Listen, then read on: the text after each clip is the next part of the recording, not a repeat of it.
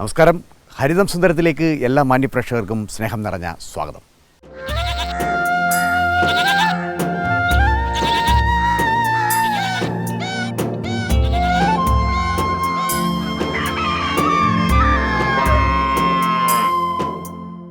കൊല്ലം ജില്ലയിലെ കിഴക്കൻ മലയോരത്തേക്കാണ് ഇന്ന് ഹരിതസുന്ദരം യാത്ര പോകുന്നത്. ഒരൊന്നാം തരം കൃഷിയിടം തേടി.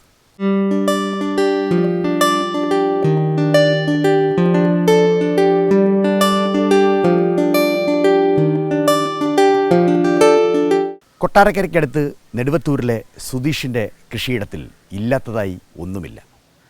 മാവും പേരയും പുളിയും തെങ്ങുമൊക്കെ നിറഞ്ഞു നിൽക്കുന്ന നഴ്സറികൾ, അലങ്കാര മത്സ്യങ്ങളും വളർത്തു മത്സ്യങ്ങളും കുതിച്ചുമറിയുന്ന കുളങ്ങൾ, കാപ്പിരിക്കോഴിയും പോരുകോഴിയുമൊക്കെയായി നീളുന്ന കോഴിവൃന്ദം, മുറ്റത്ത് ഉലാത്തുവാനായി ബാത്തയും താറാവും ടർക്കി കോഴികളും. സുധീഷ് എന്ന ചെറുപ്പക്കാരൻ്റെ അതിസാന്ദ്രത കൃഷിയിലേക്ക് യാത്ര പോകാം. കാണാം ഹരിതം സുന്ദരം. കിഴക്കൻ മലയോരത്തെ കൃഷി റബ്ബറിൽ ഉറച്ചതായിരുന്നു. എന്നാൽ റബ്ബറിന് സംഭവിച്ച പാകപ്പിഴകൾ തന്നെയാണ് സുധീഷിനെ പുതിയ കൃഷിമാർഗത്തിലേക്ക് തിരിച്ചുവിട്ടത്. പരമ്പരാഗത കർഷക കുടുംബത്തിൽ നിന്ന് വന്ന സുധീഷ് 70 സെൻറ്റ് സ്ഥലത്ത് അതിസാന്ദ്രത കൃഷി തുടങ്ങാൻ രണ്ടാമതൊന്നും ആലോചിച്ചില്ല. കൃഷിയിൽ പല ഘട്ടങ്ങളുണ്ട് എന്ന് സുധീഷിന് നന്നായി അറിയാം. അതുകൊണ്ട് തന്നെ ആദ്യം കൈവച്ചത് ഒരു നഴ്സറിയിലായിരുന്നു. മാവും പേരയും പുളിയും റംബുട്ടാനും മാംഗോസ്റ്റിനുമൊക്കെ അടങ്ങുന്ന ഒരു ഒന്നാം തരം നഴ്സറി. അവിടേക്ക് ആളുകളെ ആകർഷിക്കാൻ കഴിഞ്ഞാൽ അത് വലിയ വരുമാനമാകും എന്ന് സുധീഷിനറിയാമായിരുന്നു. മറ്റൊരു സ്ഥലത്ത് കോഴികൾക്കായി വലിയൊരു കൂടാരം തന്നെ സുധീഷ് തീർത്തു. പോളിഷ് ക്യാപ്പും കാപ്പിരിക്കോഴികളും ഉൾപ്പെടെയുള്ള അലങ്കാര കോഴികളും അതോടൊപ്പം മുട്ടയ്ക്ക് വേണ്ടി ഉപയോഗിക്കുന്ന നാടൻ കോഴികളെയും സുധീഷ് ഒപ്പം കൂട്ടി. അവയ്ക്കായി സുധീഷ് സൃഷ്ടിച്ച കൂടാരം ഒന്ന് കാണേണ്ടത് തന്നെ. ഏതാണ്ട് അരയടി ഉയരത്തിൽ മതിലുകൾ കെട്ടി അതിനു മുകളിൽ വലക്കണ്ണികൾ തീർത്ത് അതിലൊരുക്കിയാണ് കോഴികൾക്കായുള്ള കൂടാരം തീർത്തത്. വെയിലിൻ്റെ വീറിനെ തടയാൻ ഫൈബർ കോട്ടഡ് ടിൻഷീറ്റുകൾ പുറകെ എത്തി. തണൽ വലകൾ കൂടെയുണ്ട്. എന്തായാലും കോഴികളിൽ വലിയ ഒരു ബിസിനസ് ഒളിഞ്ഞിരിപ്പുണ്ട് എന്ന് സുധീഷ് കണ്ടെത്തി. പണ്ടത്തെ പോലെ കോഴിക്ക് 50 രൂപയും മുട്ടയ്ക്ക് 5 രൂപയുമുള്ള കോഴികളിലല്ല ആദ്യം കൈവച്ചത്. കോഴികളിൽ അല്പം ഫാഷൻകാരികളായ അലങ്കാര കോഴികളിലേക്ക് സുധീഷ് എത്തി. ബാൻഡം കോഴികൾ എന്നാണ് ഇവരെ പൊതുവെ അറിയപ്പെടുന്നത്. ബാൻഡം എന്ന വാക്കിൻ്റെ അർത്ഥം തന്നെ ചെറുത് എന്നാണെങ്കിലും അലങ്കാര കോഴികൾ വലിപ്പത്തേക്കാൾ അഴകുകൊണ്ടാണ് ശ്രദ്ധേയരാകുന്നത്. ഇതാ നോക്കൂ, പോളിഷ് ക്യാപ്പ് കോഴികളെ. കോഴി തന്നെയാണ് എന്ന് ഒരുപക്ഷെ നമുക്ക് പലപ്പോഴും തിരിച്ചറിയാൻ പ്രയാസമുള്ള രീതിയിലാണ് അവരുടെ തൂവൽ വിന്യാസം. കണ്ണിലും കഴുത്തിലും തലയിലുമൊക്കെ രോമങ്ങൾ കുടഞ്ഞിടുന്ന പ്രകൃതം. തൂവൽ പാദങ്ങളാണ് പല അലങ്കാര കോഴികൾക്കും ഉള്ളത്. ഡച്ച് ഗുഹകളിലെ പെയിൻറ്റിങ്ങുകളിൽ സ്ഥാനം പിടിച്ചവരാണ് പോളിഷ് ക്യാപ്പ് കോഴികൾ. സിൽവറും സ്വർണവും ബ്ലാക്കുമൊക്കെയായി അവരുടെ ഭംഗി അങ്ങനെ എഴുന്നു നിൽക്കും.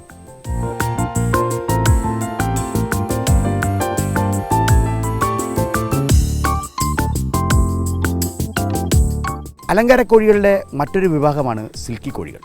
എപ്പോൾ പിടിച്ചു കൊടുത്താലും രൂപ 1000-ന് മുകളിൽ കിട്ടുന്ന കോഴികൾ. വെള്ള സിൽക്കിക്കാണ് ഏറെ ഡിമാൻഡ്. വെൺരോമ പട്ടുപുതച്ച മേരിയാണ് വെള്ള സിൽക്കി കോഴികൾക്ക്.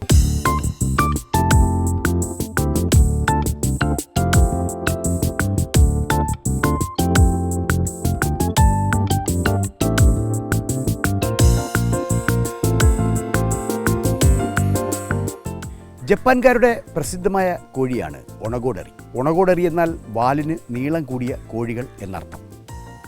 എത്രത്തോളം നീളം വർദ്ധിക്കുന്നുവോ അത്രത്തോളം വിലയിലും ഏറും.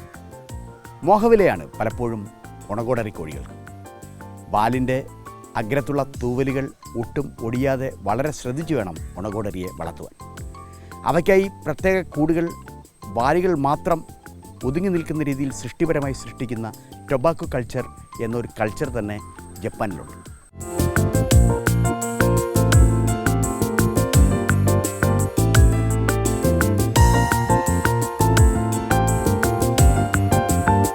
മില്ലി ഫ്ലൂറാണ് മറ്റൊരിനം. സ്വർണ്ണപ്പൊട്ടുകൾ കറുത്ത തൂവലുകളിൽ വീഴുന്ന കോഴികളാണ് മില്ലി ഫ്ലൂർ. മറ്റൊരു പ്രത്യേകത കൂടിയുണ്ട്. സാധാരണ കോഴികൾ തിന്നുന്നത് പോലെ മണ്ണിരയും അഴുക്കുമൊന്നും മില്ലിഫ്ലൂർ കഴിക്കില്ല. തേനും പൂമ്പൊടിയും പഴങ്ങളുമൊക്കെയാണ് മില്ലിഫ്ലൂർ കോഴികൾക്ക് ഇഷ്ടം.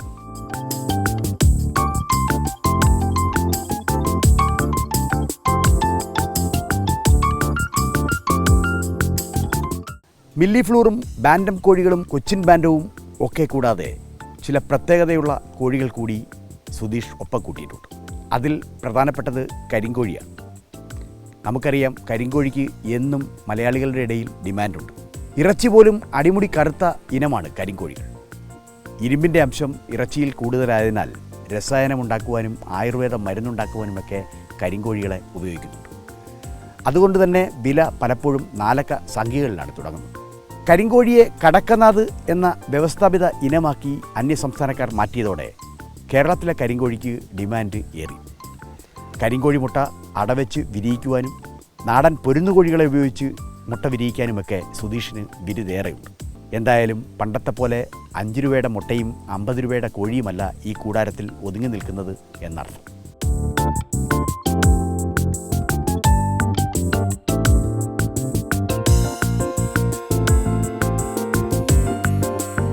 അതിസാന്ദ്രത കൃഷിയുടെ നായകൻ ശ്രീ സുധീഷ് നമ്മോടൊപ്പം ഉണ്ട്. അദ്ദേഹവുമായി ചില വിശേഷങ്ങൾ പങ്കുവയ്ക്കാം. നമസ്കാരം സുധീഷ്. സുധീഷ്, ഇപ്പം നമുക്കിപ്പോൾ കാണാൻ കഴിയുന്നത്, ഇപ്പോൾ ഇവിടെ നിന്ന് നമുക്ക് ആ പറമ്പിൻ്റെ ഒരു അതിസാന്ദ്രത കാണാം. കാരണം എന്ന് വെച്ചാൽ ഇത് ഒരു സ്ഥലം പോലും ഇനി ഇതിനകത്ത് പാഴാക്കാനില്ല. അപ്പോൾ ഈ ഇത്രയും കൃഷിക്ക് ഒരുമിച്ച് നിൽക്കാൻ ഈ 70 സെൻറ്റിനുള്ളിൽ പ്രയാസം തോന്നുന്നുണ്ടോ? ഇല്ല, ഏറ്റവും കുറഞ്ഞ സ്ഥലത്തിൽ നമുക്ക് കൂടുതലും വരുമാനം ഒപ്പിക്കുക എന്നുള്ളൊരു മാർഗത്തോടെ നമ്മളത് ചെയ്തിരിക്കുന്നത്. അതായത് ഇതിപ്പം മതിൽ കഴിഞ്ഞാൽ മതിൽ കഴിഞ്ഞ ഒരാൾ കയറി കഴിഞ്ഞാൽ ഏതെങ്കിലും ഒന്നിൽ തട്ടാതെ പോകാൻ പറ്റത്തില്ല. ഒരു സ്ഥലം പോലും ശ്വാസം വിടാൻ പോലും ഒരു സ്ഥലം കൊടുത്തിട്ടില്ല എന്നുള്ളതാണ്.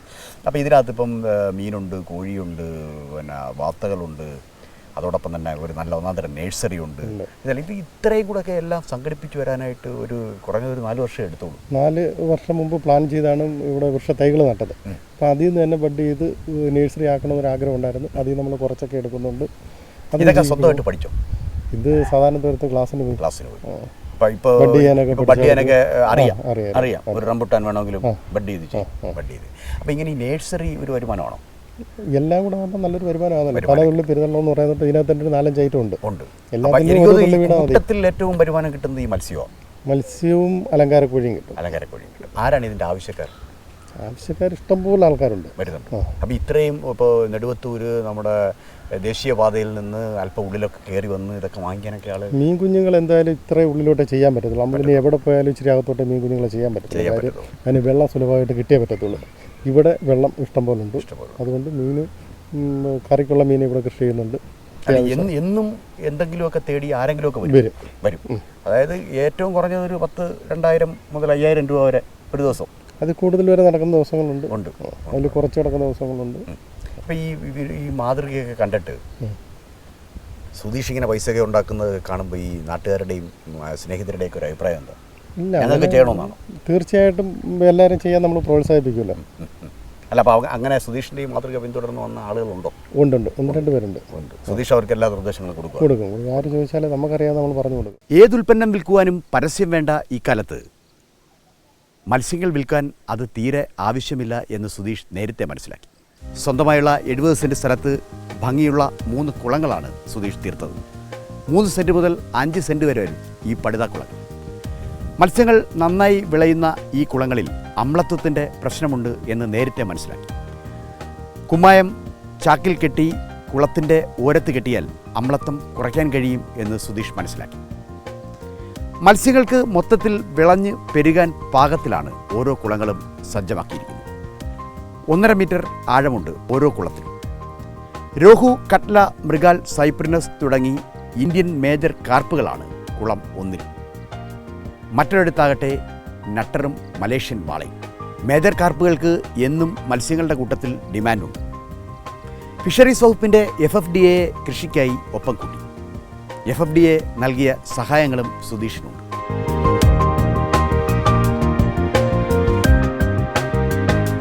രോഹുവും കട്ലയും മൃഗാലും വ്യത്യസ്തമായ മത്സ്യങ്ങളാണ്. കുളത്തിൻ്റെ മധ്യത്തിൽ തീറ്റ തേടുന്ന മത്സ്യങ്ങളാണ് രോഹു മത്സ്യം. കട്ല കുളത്തിൻ്റെ ഉപരിതലത്തിലാണ് തീറ്റ തേടുക. കട്ലയുള്ള കുളത്തിൽ കളവില്ല എന്നാണ് പറയാറ്. കട്ല മിക്കവാറും കുളത്തിൻ്റെ ഉപരിതലത്തിൽ തീറ്റ തേടി നടക്കുന്ന മത്സ്യങ്ങളാവുമ്പോൾ എപ്പോഴും അവയെ മോഷ്ടിച്ചു കൊണ്ടുപോകാൻ എളുപ്പമത്രേ.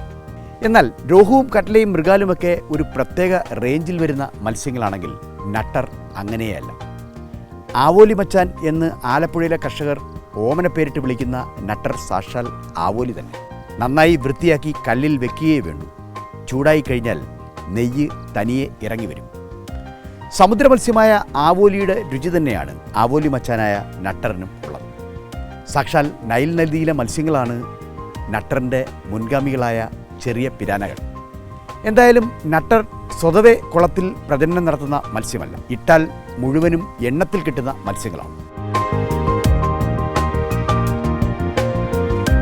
ശ്വസിക്കാൻ പ്രത്യേക അവയവങ്ങളുള്ള മത്സ്യങ്ങളാണ് മലേഷ്യൻ വാള. കേന്ദ്ര ഗവൺമെൻറ്റിൻ്റെ എക്സോട്ടിക് കമ്മിറ്റി പോലും ഈയിടെ വളർത്താൻ അനുവാദം തന്ന മത്സ്യങ്ങൾ. മലേഷ്യൻ വാളയെ കാണാൻ ഒരഴകുണ്ട്. പ്രത്യേക ശ്വസന അവയവങ്ങളുള്ളതുകൊണ്ട് വെള്ളം മലിനമായാലോ വെള്ളത്തിലെ പ്രാണവായുവിൻ്റെ അളവ് കുറഞ്ഞാലോ അതൊന്നും മലേഷ്യൻ വാളയെ ബാധിക്കുന്നേയില്ല. അതുകൊണ്ട് തന്നെ ഇട്ടാൽ എണ്ണ മുഴുവൻ കിട്ടുന്ന മത്സ്യവിഭാഗത്തിൽപ്പെടും മലേഷ്യൻ വാള.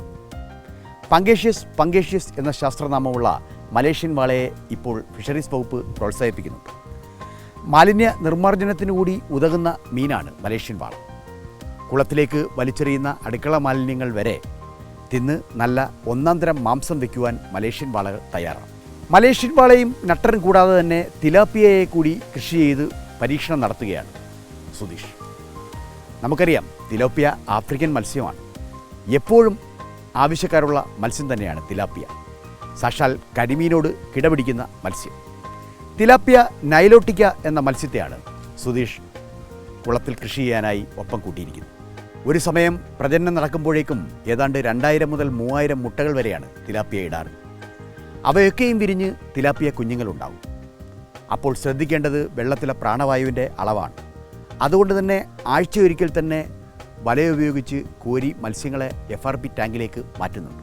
ഒരു കറി കൂട്ടാൻ മോഹമുദിച്ച് ആരെങ്കിലും തിലാപ്പിയ വാങ്ങുവാൻ വന്നാൽ അവർക്ക് എപ്പോൾ വേണമെങ്കിലും മത്സ്യങ്ങളെ നൽകുവാനുള്ള സംവിധാനമാണ് FRP ടാങ്കുകൾ. കുളത്തിൽ നിന്ന് കോരുവല ഉപയോഗിച്ചും വീശുവല ഉപയോഗിച്ചും പിടിക്കുന്ന മത്സ്യങ്ങളെ FRP ടാങ്കിലെ ജലത്തിലാണ് നിക്ഷേപിക്കുക. അതുകൊണ്ട് തന്നെ ആര് എപ്പോൾ വന്നാലും അവർക്ക് കറി വയ്ക്കാൻ മത്സ്യങ്ങളെ നൽകുവാൻ സുധീഷ് തയ്യാറാണ്. ജീവനുള്ള മത്സ്യങ്ങൾക്ക് 250 മുതൽ 350 രൂപ വരെ ഈടാക്കാൻ കഴിയും എന്നതാണ് FRP ടാങ്കിൽ കിടക്കുന്ന മത്സ്യങ്ങളുടെ പ്രത്യേകത. മത്സ്യകൃഷിയിൽ ഇനി പുതിയ മത്സ്യങ്ങളെ ഉൾപ്പെടുത്താൻ ഉദ്ദേശിക്കുന്നുണ്ട്? അല്ല, അങ്ങനെ ചെയ്യാനുള്ള സ്ഥലം നമുക്കില്ല. എന്നിട്ട് ഞാൻ ടാർപ്പാക്കുളത്ത് വരെ ചെയ്ത് നോക്കിയല്ല. ഒരു പ്രാവശ്യം തിലാപ്പിയ ചെയ്ത കുളത്തിൽ ഇനി അടുത്ത് ഞാൻ വേറെ ഏതെങ്കിലും ഒരു മത്സ്യത്തെയാണ് ചെയ്യുന്നത്, അങ്ങനെ ആഗ്രഹിക്കുന്നുണ്ട്? ഇല്ല. ഈ തിലാപ്പിയയും നട്ടറും വാളയും തന്നെ നമുക്ക് വരുമാനം തന്നുകൊണ്ട് ഉണ്ട്. എന്നിട്ട് പിന്നെ അത് വലുതായിട്ട് ചാവുന്നില്ല. പ്രതിരോധശേഷിയുള്ള മീനാണ്. കുളത്തിൻ്റെ ഓരത്തായി തന്നെ ഒരു കൂടുണ്ട്. അവിടെ കുളത്തിൽ എപ്പോൾ വേണമെങ്കിലും ചിറകടിച്ച് നീന്താൻ തയ്യാറായി വാത്തക്കൂട്ടം നിൽപ്പുണ്ട്. ചൈനീസ് വാത്തകളാണ് ഏറെയും.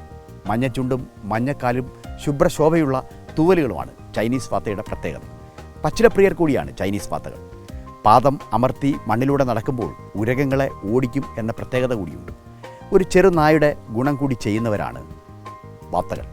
അപരിചിതരെ കുത്തി ഓടിക്കും എന്ന പ്രത്യേകതയുണ്ട്. അതോടൊപ്പം തന്നെ പറമ്പ് വൃത്തിയാക്കുന്ന സ്കാവഞ്ചർ വിഭാഗത്തിൽപ്പെട്ട പക്ഷികൾ എന്ന ഖ്യാതിയുമുണ്ട്.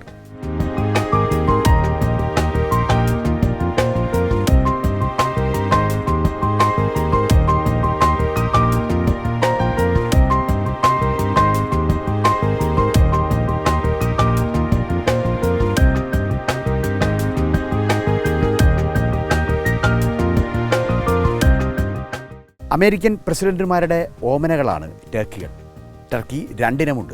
ലാർജ് വൈറ്റ് എന്ന ശുഭ്രശോഭയുള്ള തൂവലുള്ളവർ, ബ്രോൺസ് എന്ന കറുത്ത തൂവലുള്ളവർ. കറുത്ത ടർക്കിക്ക് ഡിമാൻഡ് ഏറെയാണ്.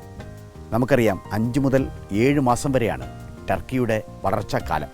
വളർച്ചാക്കാലം എന്നുദ്ദേശിച്ചത് ടർക്കിയുടെ മാംസം മൃദുവും ലോലവുമാവുന്ന സമയമാണ് 5 മുതൽ 7 മാസം വരെ. ഏതാണ്ട് ആ സമയത്ത് തന്നെ ടർക്കിയുടെ ഇറച്ചിക്ക് പ്രിയമേറും. ടർക്കി ഇറച്ചി ഇപ്പോൾ വിൽക്കുന്നത് ഓണക്കാലത്തും ഉത്സവകാലങ്ങളിലുമാണ്.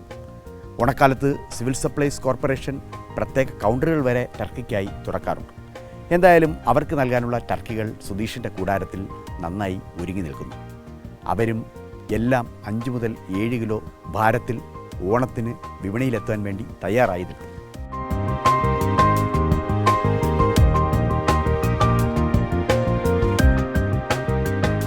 കോഴിയിൽ നിന്നൊരു വരുമാനമുണ്ട്, പലങ്കര കോഴിയിൽ. അപ്പം അതിൻ്റെയൊക്കെ ചെറിയ കുഞ്ഞുങ്ങളെയൊക്കെ എത്ര രൂപയ്ക്കാണ് കൊടുക്കുക? അത് ഉദാഹരണമായിട്ട് അലങ്കാര കോഴി 150 രൂപ മുതൽ കൊടുക്കുന്നു. 150 രൂപ. പോളിഷ് ക്യാപ്പ് കോഴിയെ കൊടുക്കുകയാണെങ്കിൽ അത് ഒരു 45 ദിവസമായ 300 രൂപ. 300 രൂപ. ഡേ ഓൾഡ് കുഞ്ഞുങ്ങൾ 100 രൂപയ്ക്ക് കൊടുക്കും. 100 രൂപയ്ക്ക് കൊടുക്കും. ഇതിനെല്ലാം സ്വയം ഇൻക്യുബേറ്ററിൽ വിരിയിക്കുക. നമ്മൾ തന്നെ വിരിയിക്കുക. അപ്പോൾ വാത്തപക്ഷികളിലൂടെ ഒരു ലാഭമുണ്ട്. ഉണ്ട്. എത്ര രൂപ അത് ജോഡിക്ക്? അതാ വലിപ്പം അനുസരിച്ചാണ്. മുട്ടയിടാറായാലും 3000 രൂപയ്ക്കും ജോഡി. 3000 രൂപ. എന്തായാലും ഇതൊക്കെ വാങ്ങിക്കാൻ ധാരാളം ആളുണ്ട്. പ്രത്യേകിച്ച് പരസ്യത്തിന് ഒന്നും ആവശ്യമില്ല. ഇല്ലില്ല, ഇതിപ്പോൾ ഓരോരുത്തരും അറിഞ്ഞറിഞ്ഞ് പോയി വരുവാണല്ലോ. കുഞ്ഞുങ്ങൾ ഇഷ്ടം പോലെ പോകുന്നുണ്ട്. ഇപ്പം സ്ഥലമില്ല എന്നുള്ളതാണല്ലോ പ്രധാനപ്പെട്ട പ്രശ്നം. വേറൊരു സ്ഥലം എടുത്ത് ചെയ്യാൻ ഉദ്ദേശിക്കുന്നു. അല്ലെങ്കിൽ നമ്മൾ ഏറ്റവും കുറഞ്ഞ സ്ഥലത്ത് വരുമാനം ഒപ്പിക്കുക, കൂടുതൽ കൃഷികൾ കാര്യങ്ങൾ ചെയ്യുക എന്നുള്ളതാണ് നമ്മുടെ ലക്ഷ്യം. ഇപ്പം നമ്മുടെ ഇപ്പോൾ ഈ അഭിമുഖം കണ്ടുകൊണ്ടിരിക്കുന്ന ആളുകൾ ഈ സുധീഷിൻ്റെ ഈ കഴിവൊക്കെ പരിഗണിച്ചു കുറച്ച് സ്ഥലം സുധീഷിന് തരുവാണ് കൃഷി ചെയ്യാനായിട്ട്. തന്നാൽ ഇനി ചെയ്യാൻ പോകുന്ന കൃഷി എന്തായിരിക്കും? ഇനി നമ്മൾ പച്ചക്കറി കൃഷി ചെയ്തു. പച്ചക്കറി അത് പട്ടത്തിനെടുത്തായാലും അങ്ങനെ ചെയ്യുന്നു. അതിൻ്റെ പച്ചക്കറിയിൽ വലിയൊരു വരുമാനമുണ്ട്. വരുമാനത്തിൻ്റെ ഇല്ല, വിഷമില്ലാത്ത സാധനം തിന്നുക എന്നുള്ള ഒറ്റ ലക്ഷ്യത്തോടു കൂടി. അതാണ്. അപ്പോൾ ഈ കുറഞ്ഞ സ്ഥലത്ത് പോലും എൻ്റെ വീട്ടിലേക്ക് ആവശ്യമുള്ള സാധനങ്ങൾ ഞാൻ ചെയ്യുന്നുണ്ട്. പച്ചക്കറിയും ഉണ്ട് ഇതിനകത്തുണ്ട്. എന്തൊക്കെ പച്ചക്കറികളാണ്? ഇതിനകത്ത് നമ്മുടെ ആവശ്യത്തിനുള്ള തക്കാളി, പയർ, പച്ചമുളക്, നമ്മുടെ വീട്ടാവശ്യം അത്യാവശ്യം തോരൻ വെക്കാനുള്ള എല്ലാം നമ്മൾ ചെയ്തിട്ടുണ്ട്. ഇതിനകത്തൊക്കെ ഈ സുധീഷിനൊരു സെലക്ഷൻ ഉണ്ടോ? ഇന്ന വിത്തിട്ടേ ഞാൻ ചെയ്യത്തുള്ളൂ? എന്നാലും നല്ല ഹൈബ്രിഡ് വിത്തിട്ടേ ചെയ്യത്തുള്ളൂ. ഹൈബ്രിഡാണ് മൊത്തം ഉപയോഗിച്ച്? വിത്തല്ല, ഹൈബ്രിഡ് വിത്തിട്ടാണ്. അപ്പോൾ ഇനി ഇനി അതിസാന്ദ്രത കൃഷിയിൽ ഇനി ഒന്നും ചോദിക്കുന്നില്ല, കാരണം ഇതിന് സ്ഥലമില്ല, ചെയ്യാൻ സ്ഥലമില്ല. ഉള്ളതിൽ പരമാവധി കേന്ദ്രീകരിച്ച് ചെയ്തുകൊണ്ടിരിക്കുക. ഇനി എന്തെങ്കിലും മനസ്സിൽ വല്ല സ്വപ്നങ്ങൾ വല്ലതും ഉണ്ടോ? എന്നാൽ ഇതൊന്നുകൂടെ വിപുലമാക്കണമെങ്കിൽ മിനിമം ഒരു 2-3 വർഷം കൂടെ കഴിയുമ്പോഴത്തേക്ക് നമ്മൾ ഉദ്ദേശിച്ച രീതിയിലെല്ലാം ആവത്തുള്ളൂ. എന്താ ചില മരങ്ങളൊക്കെ വരാനുണ്ട്, മരങ്ങൾ വളർന്ന് വരാനുണ്ട്, പിന്നെ ഇതിൽ കുറേ പരിപാടികൾ ചെയ്യാനുണ്ട്. എന്തായാലും ഒരു 2-3 വർഷത്തിനുള്ളിൽ ഇതൊരു മറ്റൊരു സ്വർഗമായി തീരട്ടെ എന്ന് ഞങ്ങൾ ആശംസിക്കുന്നു. Thank you.